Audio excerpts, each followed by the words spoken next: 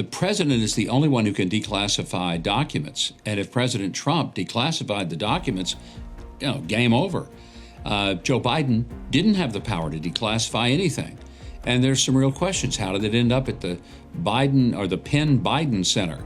And just what is the Penn Biden Center? How come the Chinese put so much money in it? I mean, there's some real questions here that bother me, frankly, more than a box full of documents. Joe Biden said Donald Trump was irresponsible for hoarding classified documents after he left office. But now that the same thing has been discovered about him, he's saying he was surprised to learn what happened. He also found out about it in November, but the White House only revealed it this week while Biden was in Mexico. And then this afternoon, we learn of a second batch of classified documents in a location separate from the first. Joining me now, Governor Mike Huckabee. Methinks there might be a little problem here. And are you expecting an early morning raid by the FBI on his Greenville and Rehoboth Beach houses? Oh, Rob, of course. You know they're going to show up with 27 Suburbans, heavily armed SWAT teams from the FBI, and Merrick Garland will personally approve it.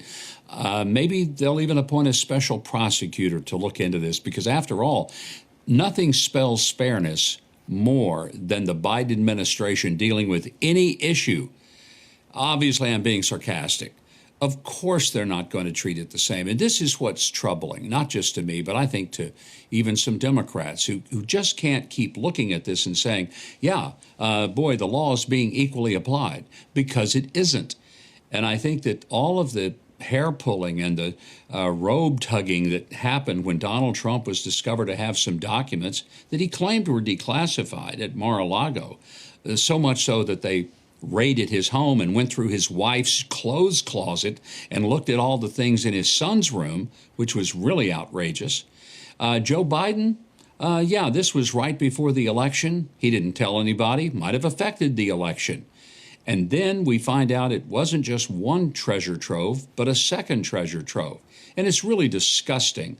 And I think Merrick Garland and Chris Wray owes the American people, and specifically Donald Trump, a big apology. And the big difference is President Trump could conceivably have declassified.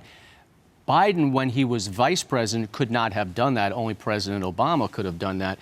Let me get your reaction to this. These were President Biden's comments on 60 Minutes not too long ago when it was revealed about Donald Trump and the documents.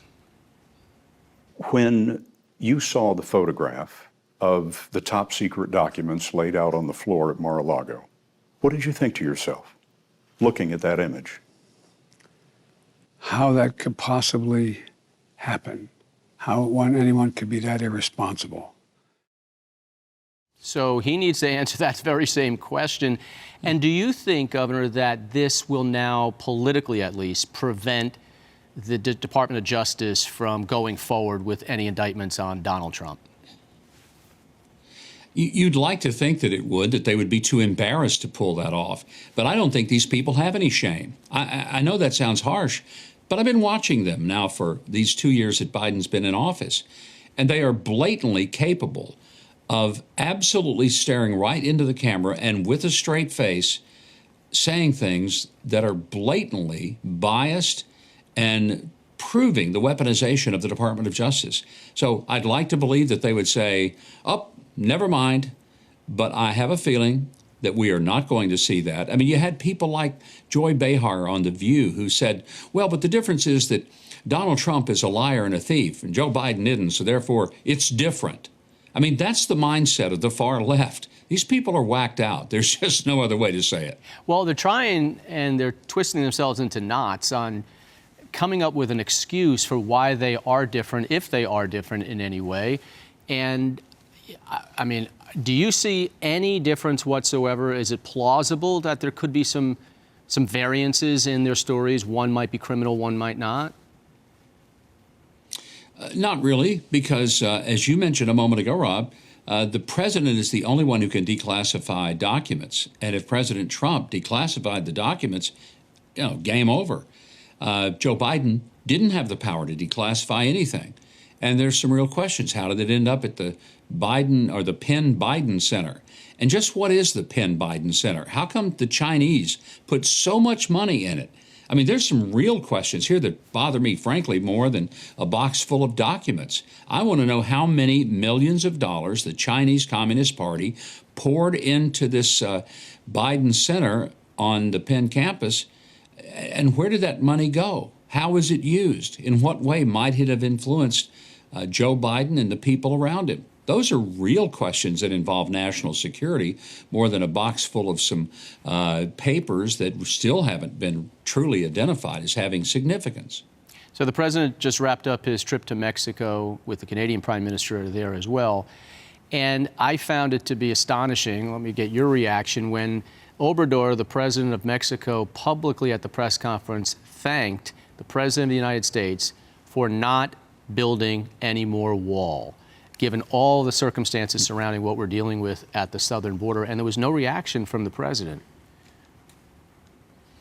What could he say? I mean, it's true. He hasn't built a wall. He's torn down some that was there. He's been adamantly against it. And the truth is, what he's done is open the door, make it easy for illegal immigrants to come through the fence, tear down the fence if there was one, and to pretend that there are no laws about the sovereignty of the United States. Rob, the real frustration for many of us is that none of us as Americans can go to Mexico without being checked in. We can't just walk in and say, hey, reciprocity here. You can walk into us, we can walk into you. Doesn't work like that.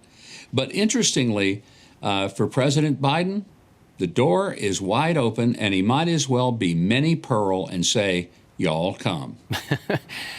Let me ask the first father of Arkansas how he feels the day after.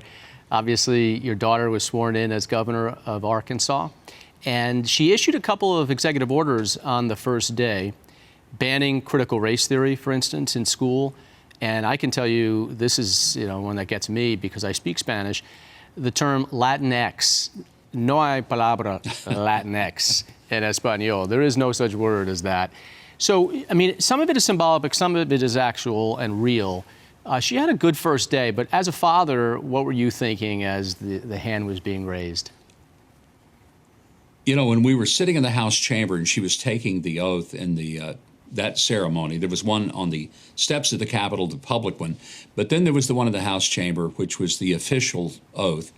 I think it suddenly hit me, and I got a little emotional as I watched her, this little girl that I used to watch run around the governor's mansion playing and bringing her friends over, and now she's moving into the place, and she took the oath of office, and she became the governor at that moment. It was very emotional, I think, for her mother and for me.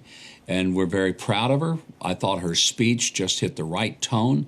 And frankly, I think her executive orders sort of laid down the gauntlet and said, if you thought I'm coming here just to hold some tea parties and play nice and not take a strong stand, get over it, because I think she made it very clear she's not going to put up with some of this far left woke nonsense that is really destroying our country.